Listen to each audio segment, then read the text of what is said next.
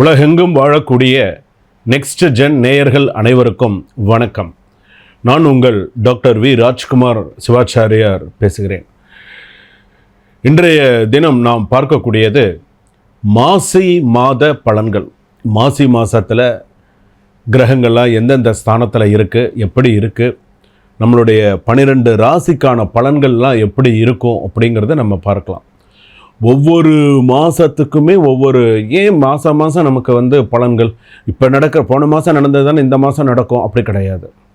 இதில் என்ன அப்படின்னு கேட்டால், கிரகங்கள் பார்த்திங்கன்னா சந்திரன் பார்த்திங்கன்னா 1.5 நாள் 2 நாளைக்கு ஒரு தடவை ஒரு ராசி கட்டத்திலேருந்து இன்னொரு ராசி கட்டத்துக்கு மாறுகிறார். அதே போல் சந்திரன் சூரியன் பார்த்திங்கன்னா மாதம் ஒரு ராசியிலேருந்து இன்னொரு ராசிக்கு மாறுகிறார். இந்த மாதத்திலே பார்த்திங்க அப்படின்னு சொன்னால் செவ்வாய் வக்கர நிவர்த்தி இருக்குது.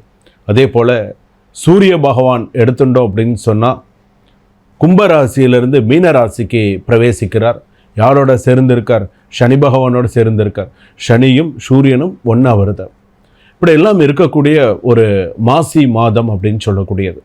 அப்போ இந்த கிரகங்கள்லாம் எந்தெந்த ஸ்தானத்தில் இருக்கோ அந்தந்த ஸ்தானத்துக்கு தகுந்த மாதிரி தான் நமக்கு பலன்கள் வரும். இந்த கிரகங்கள் இந்த ஸ்தானத்தில் நம்மளுடைய சுய ஜாதகம்னு ஒன்று இருக்குது. நம்ம சுய ஜாதகத்தில், நம்ம பிறந்த ஜாதகத்தில் கிரகங்கள் எந்தெந்த இடத்துல இருக்கோ, சில பேருக்கு நாகதோஷம் இருக்கும், சில பேருக்கு காலசர்ப்ப தோஷம் இருக்கும், சில பேருக்கு சனி உச்சம் பெற்ற ஜாதகமாக இருக்கும், சில பேருக்கு சனி நீச்சம் பெற்ற ஸ்தானமாக இருக்கும், சில பேருக்கு பார்த்திங்க அப்படின்னு சொன்னால் சனி பகவான் மறைவு ஸ்தானத்தில் இருக்கக்கூடியதாக இருக்கும். இப்படி ஒரு கிரகமும் ஒரு ஸ்தானத்தில் இருக்கும். அதனால தான் நம்ம மாசி மாத பலன்கள் அப்படின்னு சொல்லும்போது நம்ம சொல்லக்கூடியது எல்லாம் பொது பலன்களே. இது எல்லாமே பொது பலன்கள் தான். உங்கள் சுய ஜாதகப்படி சில பேருக்கு மாறும், சில பேருக்கு 100% நான் சொல்லக்கூடிய பலன்கள் அப்படியே இருக்குது அப்படின்னு சொல்லுவாங்க. இப்போ கூட நடுவாந்திரமாக ஒரு பழனியிலேருந்து ஒருத்தர் ஃபோன் பண்ணியிருந்தார். சுவாமி, நீங்கள் சொல்லக்கூடிய அந்த பலன்கள் அனைத்துமே எனக்கு என்னுடைய ஜாதகத்துக்கு அப்படியே பொருந்தி வருது அப்படின்னு சொல்கிறாங்க. ஜாதகத்தை இப்போ இவ்வளோ தூரம் பொருந்தி வரும்போது என்னுடைய சுய ஜாதகத்தை அனுப்பித்தரேன், நீங்கள் இந்த பார்த்து சொல்லுங்கள் அப்படின்னு சொல்கிறேன். அதனால தான் இந்த ஜாதகம் பார்க்கறது அப்படிங்கிறத நம்ம கண்டிப்பாக பார்க்கணும். நாம் செய்யாததை நாள் செய்யும், நாள் செய்யாததை கோள் செய்யும். கோள்ங்கிறது கிரகம்.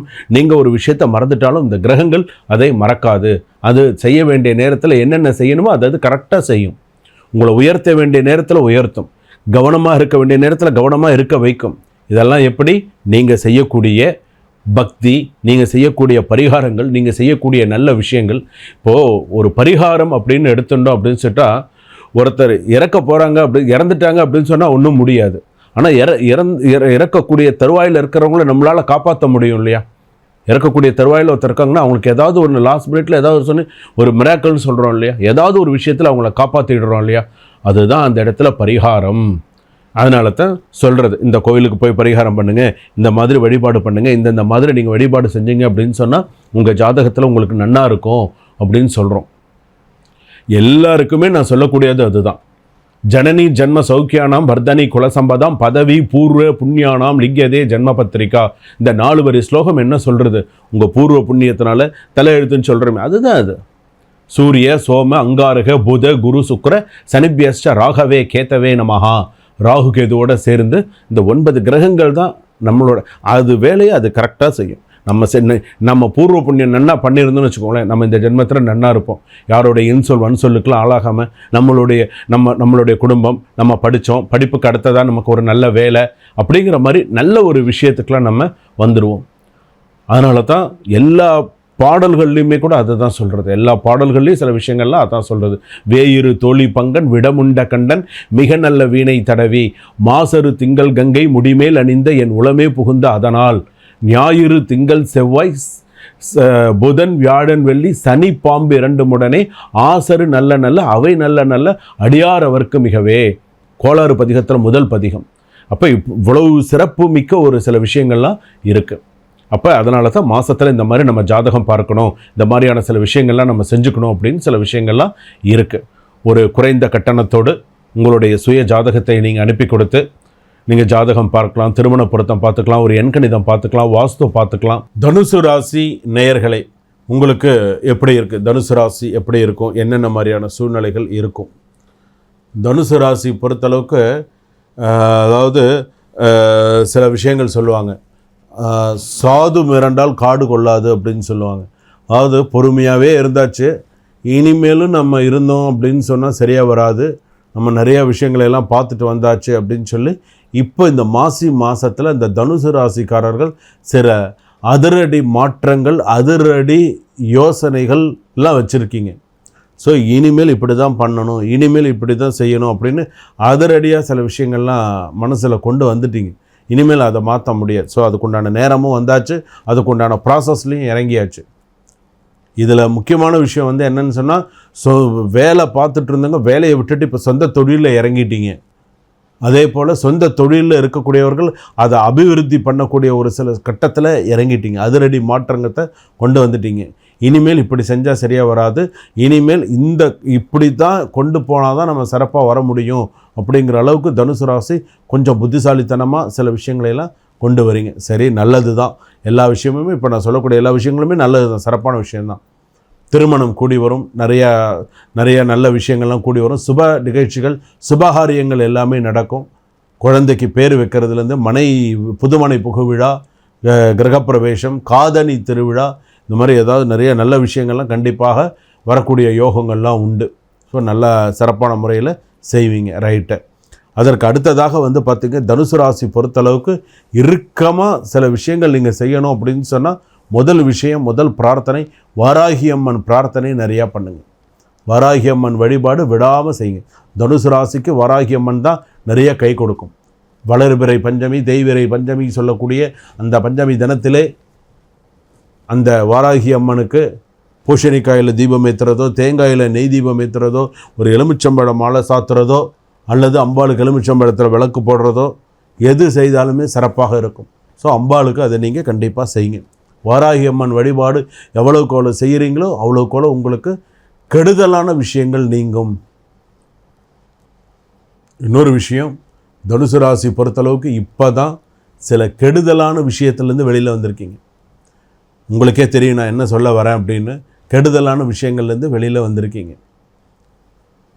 கண்ணுக்கு தெரிஞ்சே சில செய்வினை கோளாறுகள், சில பேருக்கு அதிலெல்லாம் நம்பிக்கை இருக்காது, நம்பிக்கை உள்ளவர்களுக்கு சொல்கிறேன். செய்வினை கோளாறுகள் எப்படி முன்னுக்கு வந்தாரோ, சில பேருக்கு அதே வேலையாக கூட இருக்கும். சில பேர் வந்து அடுத்தவன் நன்னா இருந்துட்டால் இவனுக்கு பொறுக்காது, அடுத்தவன் கொஞ்சம் நல்லா ட்ரெஸ் பண்ணிட்டா இவனுக்கு பொறுக்காது. ஏன்னா அது நான் சொல்லணுங்கிறது இல்லை, உங்களுக்கே தெரியும். அவனுக்கு வந்து பார்த்தீங்கன்னா அப்படியே பொறுமுவான், அப்படியே அவனுக்கு என்ன சொல்கிறதுனே தெரியாது.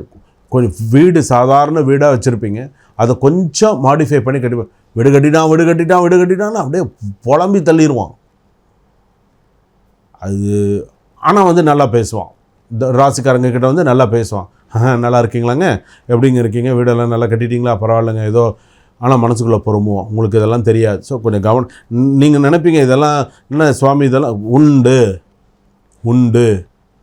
அதனால் கொஞ்சம் கவனமாக நீங்கள் எது செஞ்சாலும் பிளான் பண்ணி பண்ணுங்கள், திட்டமிட்டு செய்யுங்க. எந்த ஒரு விஷயமும் திட்டமிடாமல் செய்யாதீங்க, திட்டமிட்டு செய்யுங்க. கணவன் மனைவி, சம்பளம், நிறைய நல்ல விஷயங்கள், ஒத்துமையாக சம்பாதிப்பீங்க, நிறைய நல்ல விஷயங்கள்லாம் நடக்கும். புத்திரபாகியம் ஏற்படும், நிறைய நல்ல விஷயங்கள்லாம் உண்டு.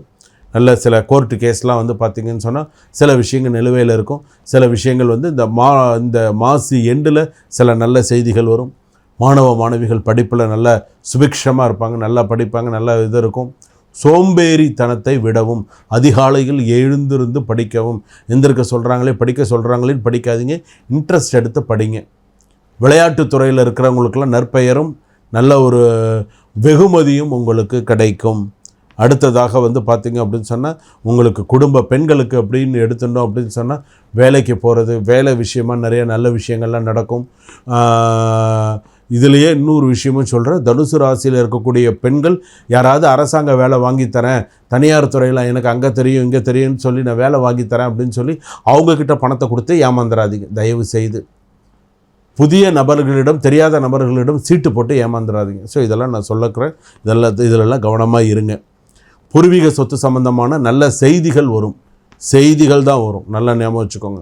ஏதோ நிறைய நல்ல விஷயம் வரத்துக்கு, நான் செய்யவே மாட்டேன்னு செய்கிறவன் சரி ஓரளவு பண்ணுறேன் அப்படின்னு சொல்லி பண்ணுவான். அதே போல் வந்து பார்த்திங்கன்னு சொன்னால் சில பேர் வந்து பார்த்திங்கன்னா 1 அடி 2 அடிக்கு சண்டை போடுவாங்க, பிரச்சனை பண்ணுவாங்க. கவனமாக இருங்க. தண்ணி போகிறதுன்னு வச்சுக்கோங்களேன், வீட்டு வாசலில் தண்ணி போகிறதுன்னு வச்சுக்கோங்களேன், அந்த தண்ணிக்கு சண்டை போடுவாங்க. ஸோ கொஞ்சம் கவனமாக தான், அந்த சின்ன சண்டை பெரிய சண்டையெல்லாம் வரத்துக்கு வாய்ப்பு இருக்குது. அதே போல் வாகனத்தில் கவனமாக இருங்க. வண்டி வாகனத்தில் வெளியில் போகும்போது கவனம். அதுவும் லாரி ஓட்டுறவங்கலாம் ரொம்ப கவனமாக போயிட்டு கவனமாக வாங்க.